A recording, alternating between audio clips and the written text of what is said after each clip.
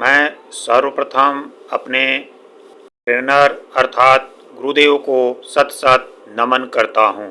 उसके बाद यहाँ के मैनेजमेंट, प्रिंसिपल, टीचर एवं प्यारे बच्चों को कोटि कोटि धन्यवाद दे रहा हूँ।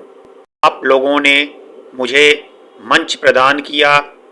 मंच के माध्यम से मैं ब्रेन और माइंड के बारे में कुछ प्रस्तुत करूंगा जो आपके जीवन को बदल देगा। Arvind Kumar Singh, mathematician, dietician, brain trainer, career counsellor. आज मैं ब्रेन इंजीनियरिंग के बारे में बताने जा रहा हूं। यदि हम ब्रेन के नेचर, ब्रेन लॉ और ब्रेन कैसे किसी चीज़ को याद करता है, उसके मेथड के बारे में जान जाएंगे तो जीवन की बहुत सारी समस्याओं का समाधान हम खुद कर सकते हैं। आज के सेमिनार में आप लोगों को पता चलेगा कि ब्रेन का नेचर क्या है, ब्रेन किसी चीज़ को कैसे याद करता है, किस मेथड से याद करें कि बिना याद किए याद हो जाए। सबसे पहले मैं एक प्रश्न पूछना चाहता हूं, क्या आप जानते हैं कि आपका कौन सा ब्रेन काम कर रहा है? हमारे एजुकेशन सिस्टम में ऐसी कोई विधि नहीं है कि हम जान सकें कि हमारा कौन सा ब्रेन कार्य कर रहा है। हमारा लर्निंग पैटर्न क्या है? यहाँ पर इंटर के बच्चे, हाई स्कूल के बच्चे और छोटे क्लास के बच्चे बैठे हुए हैं। 9th से ही कैरियर निर्धारण किया जाता है। कैरियर कैसे निर्धारण करें, लर्निंग पैटर्न को कैसे जानें, इसके लिए ब्रेन का एक टेस्ट होता है। के माध्यम से पता चलता है कि बच्चे का कौन सा ब्रेन काम कर रहा है, लेफ्ट ब्रेन या right brain. Left brain logical brain होता है, राइट ब्रेन क्रिएटिव ब्रेन होता है।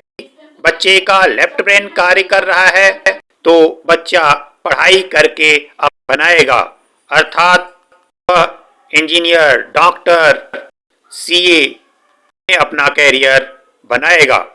राइट ब्रेन भावी बच्चा है तो वह आर्टिस्ट बन सकता है, आर्ट के क्षेत्र में कार्य कर सकता है, ड्राइंग के क्षेत्र में कर सकता है, म्यूजिक के क्षेत्र में कार्य कर सकता है, कोई भी क्रिएटिव कार्य कर सकता है। तो ब्रेन टेस्ट करवाने से यह पता चल जाता है कि बच्चे का कौन सा ब्रेन प्रभावी है, इस क्षेत्र में उसे डालना चाहिए। बच्चे का इनबॉर्न टैलेंट क्या है, इनबॉर्न टैलेंट के आधार पर यदि बच्चे का कैरियर निर्धारित किया जाए तो बच्चा जीवन में आसानी से सफल हो सकता है। इसलिए ब्रेन टेस्ट सभी बच्चों के लिए जरूरी है। दूसरा प्रश्न उठता है कि हम जीवन में सफल कैसे हों?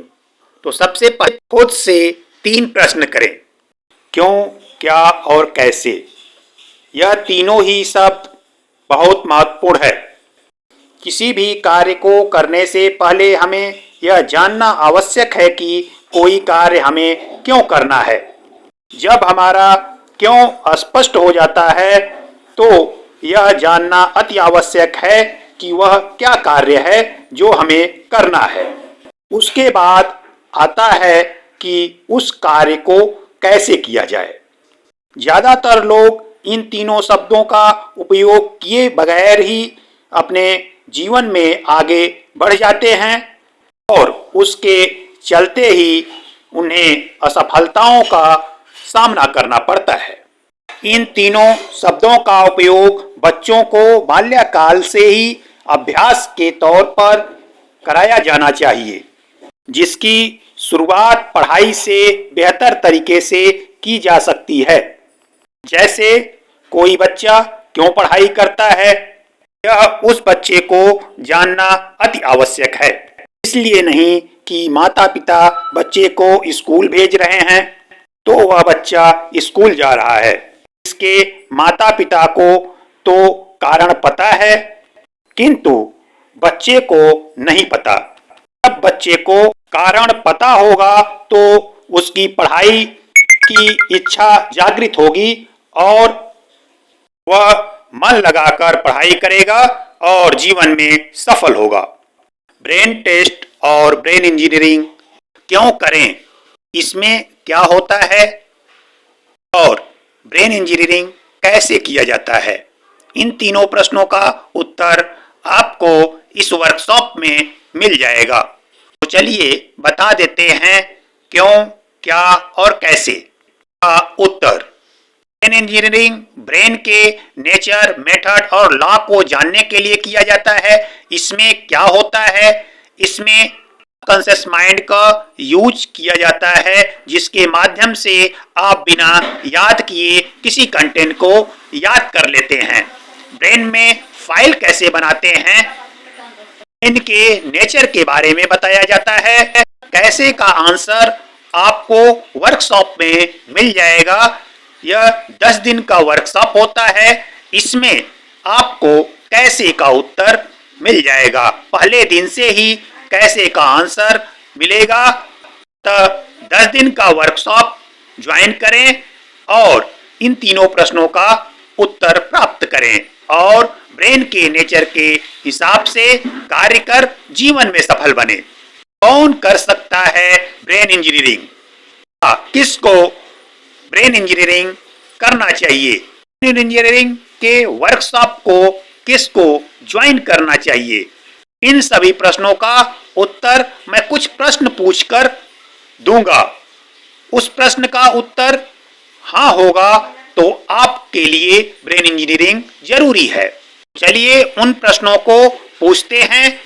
पहला प्रश्न है, मेहनत तो बहुत करते हैं किंतु कमबख्त किताब याद नहीं होती।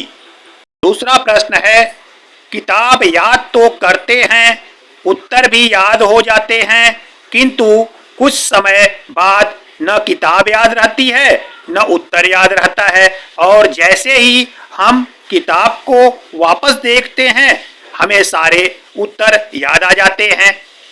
नेक्स्ट क्वेश्चन 3, कभी आपके साथ ऐसा होता है कि आपने पूरी परीक्षा की तैयारी कर ली और परीक्षा के 2 दिन पहले आप बीमार हो गए। क्या आपके साथ ऐसा अक्सर होता है कि परीक्षा के कुछ दिनों पहले आप बीमार हो जाते हैं?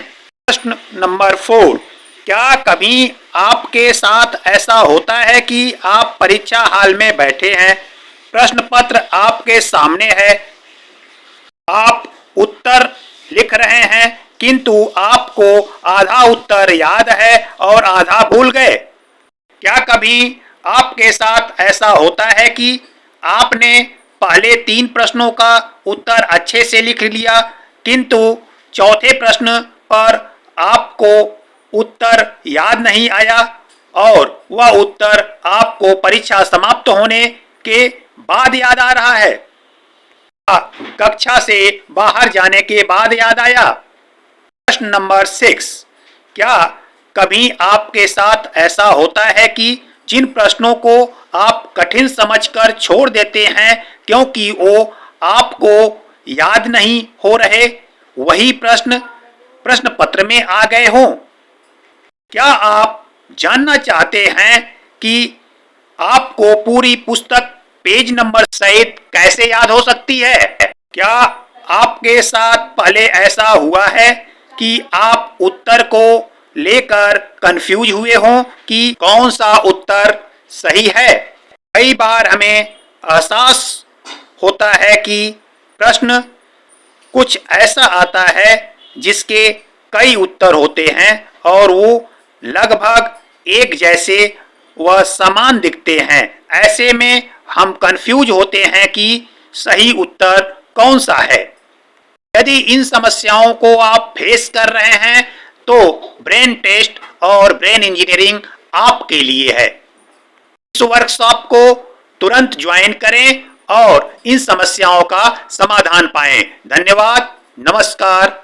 स्कूल मैनेजमेंट को एक बार फिर धन्यवाद दे रहा हूं क्योंकि स्कूल मैनेजमेंट ने मुझे मंच प्रदान किया जिसके माध्यम से मैं अपने कंसेप्ट को बच्चों तक पहुंचा सका। बच्चों को इसलिए धन्यवाद देना चाहता हूं कि बहुत शांतिपूर्वक मेरी बात को सुने और तो वर्कशॉप में ज्वाइन करने के लिए उत्साहित हैं। जल्द ही इस स्कूल में वर्कशॉप किया जाएगा जिसके माध्यम से बच्चों को लाभ होगा और बच्चों की इन समस्याओं का समाधान होगा। जल्द ही वर्कशॉप का वीडियो आप देख पाएंगे। धन्यवाद, नमस्कार।